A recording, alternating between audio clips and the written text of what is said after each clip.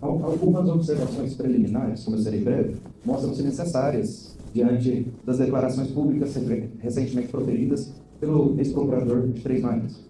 As manifestações vinculadas ao ambiente institucional, notadamente o plenário da Câmara Municipal, elas se revestiram de um conteúdo que, ao extrapolar os limites da crítica técnico-administrativa legítima, assumiu contornos de imputações genéricas e desprovidas de respaldo probatório mínimo capazes de induzir ao erro a opinião pública. Por isso eu aqui estou, eu preciso dizer também. A opinião pública pode comprometer a credibilidade das instituições. Cumpre salientar que o exercício do livre direito à manifestação do pensamento não autoriza a propagação de informações inverídicas e descontextualizadas. Tampouco legitima a formulação de juízos de valor que atentem contra a honra objetiva da administração pública e de seus agentes. Nossos servidores eu viro onça para defender. Todos. Então, sobretudo quando desacompanhados de elementos concretos que sustentem as alegações apresentadas. A veiculação de tais alegações em ambiente político, legislativo, sem o devido amparo técnico documental, pode ensejar não apenas a prejuízos à imagem institucional do município de Três Marias, mas insegurança jurídica quanto à lisura dos atos administrativos regularmente praticados pela atual gestão. Dessa forma, as declarações em questão devem ser analisadas com a devida cautela à luz dos princípios constitucionais que regem a administração pública, notadamente os da legalidade, moralidade, publicidade e eficiência, previstos no artigo 37 da Constituição Federal. Dos fatos relacionados às alegações de nepotismo e à condução administrativa e inicial do governo, inicialmente impõe-se o enfrentamento de pena sensível e potencialmente lesivo à honra funcional de agentes públicos municipais, decorrente de denúncias anônimas que circularam durante esse primeiro ano de governo, as quais apresentavam elevado grau de detalhamento técnico compatível com conhecimento especializado de profissional da área jurídica, com eventual acesso privilegiado a informações internas da administração. No que concerne especificamente as alegações de nepotismo, cumpre esclarecer que no início do mandato, com o objetivo de assegurar o fiel cumprimento da sentença proferida nos autos da ação civil pública juizada em 2018, a qual determinou a observância da ordem de classificação, né, dos candidatos aprovados no concurso público realizado em 2021, foi necessário proceder a uma reestruturação administrativa da Procuradoria-Geral do município. E vejam que isso em janeiro, quando assumimos, nós tivemos uma transição muito traumática dos esclarecimentos acerca das alegações de nepotismo envolvendo servidora municipal. O ex-procurador afirmou que a senhora Maria Ângela, a minha mãe, era funcionária fantasma. Todos os contra-cheques, folhas de ponto, desde o primeiro dia de trabalho dela, foram entregues ao Ministério Público e podem ser consultados por qualquer cidadão que tenha interesse. Aliás, eu até proponho melhor. Perguntem a essas pessoas coloridas, lindas, que estão aqui da FADA, da APAI, se elas já viram a dona Maria Ângela lá. Vocês já viram? Eu acho que fantasma não dá para a gente ver, não. Né? A mencionada profissional possui qualificação técnica nas áreas de musicoterapia, de neuropsicopedagogia, com atuação voltada ao atendimento às pessoas com transtorno do espectro autista e outras condições de neurodivergências, contando com experiência profissional superior a 30 anos. Sua atenção junto às entidades do município, a exemplo das organizações da sociedade civil, que são as antigas ONGs, vinculadas à área de assistência social e educação especial, ocorre mediante vínculos funcionais distintos, com cargas horárias compatíveis de 20 horas para cada hóspede, e com padronização que nós fizemos dos salários nivelados do município com as nossas organizações da sociedade civil. A vida dela é como a vida de muitas professoras, que dobra o seu horário, e mesmo depois de criar a família com muito esforço, minha mãe começou a ser professora de música, eu tinha 6 anos.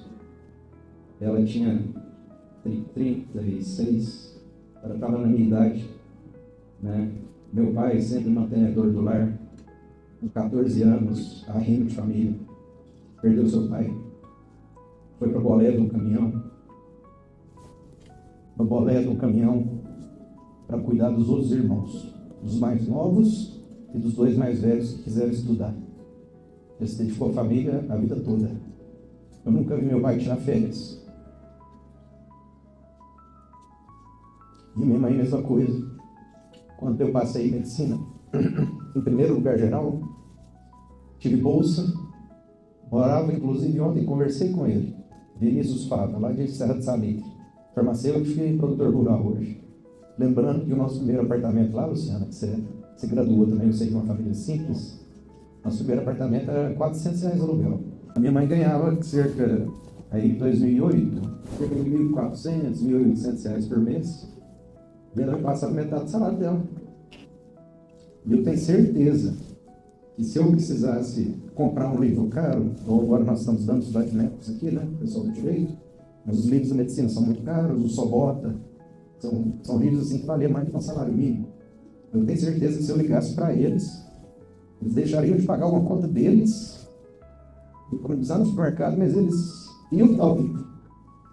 Eu estudei medicina num Sobota em latim de 1976, que meu tio estudou mesmo. Então, meus professores tinham um pouco de paciência comigo, morfologia, porque eu, às vezes, respondia as partes do corpo humano em latim. Me serviu muito. Eu acho que eu quero isso para meus filhos também. Quem perde as informações levianas sobre Dona Mariana é o povo. São as crianças neurodivergentes. É o Pedro João, principalmente os da fada, porque a pai não consegue atender o que atende lá e o que atende na fada. É só a decisão dela de sair. Ela pediu para sair, porque ela se sentiu assim, fragmentada. Olha, quando a gente se torna pessoa pública, a gente tem que estar preparado para críticas. Eu estou preparado, respondo muitas, acho muitos interessantes. Então, quem perde são as crianças. E quem denunciou tem dinheiro. Se um dia precisar, tomara que ele não precise, eu nunca desejo mal para as pessoas, ele tem dinheiro para pagar. As mães e os pais da fada têm? Não tem. Eu faço questão da judicialização dessa denúncia, esse é outro momento, e de uma retratação pública do denunciante em todos os canais de publicidade nesse município.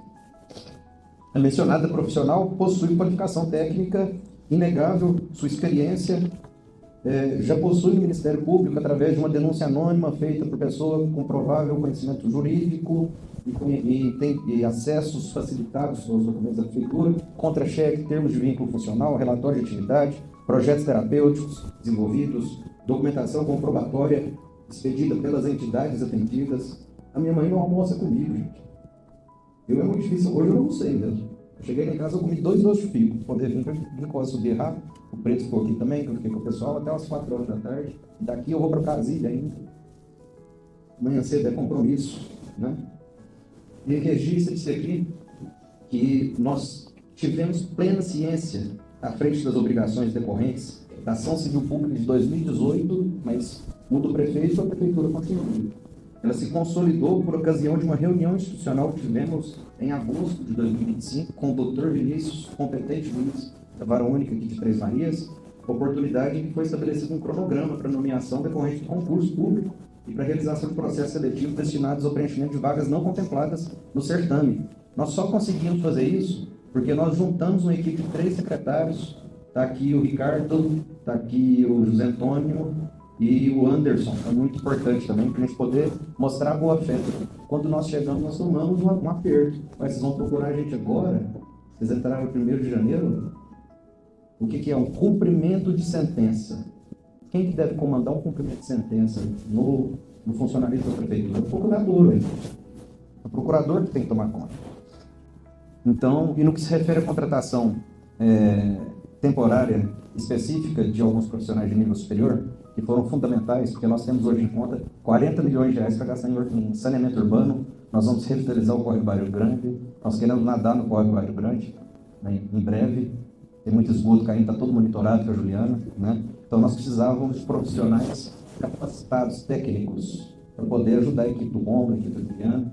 Nós precisávamos ali ter no mínimo uma engenheira ambiental, ter uma bióloga, então foram cargos necessários naquele momento e que já vão ser agora abertos ao processo seletivo, que foi a exposição, inclusive, do contra-chefe da senhora Pamila, esposa do Ricardo. Cumpre destacar que a Pamila ela foi contratada com o parecer jurídico do ex-procurador. Então, muitos documentos ele omitiu na hora de encaminhar para vocês, mas a pasta vai vir bonitinho. Ademais, no tocante às manifestações do ex-procurador acerca de supostos atrasos nas respostas encaminhadas ao Ministério Público, cumpre consignar que, à época de sua exoneração, no mesmo dia, havia volume significativo de expedientes pendentes de manifestação, os quais vêm sendo regularmente tratados pela atual equipe jurídica sob a coordenação do nosso Procurador-Geral, atualmente em exercício, respondendo impreterivelmente em dia. Quando não consegue, informa o porquê que não consegue e já fala que em tanto tempo. Esse Ministério Público quer diligência. Nós temos diligência agora. Então, portanto, eu agradeço a extensão, até pela questão regimental, mas eu me emocionei, meu discurso era para 10 minutos exatos.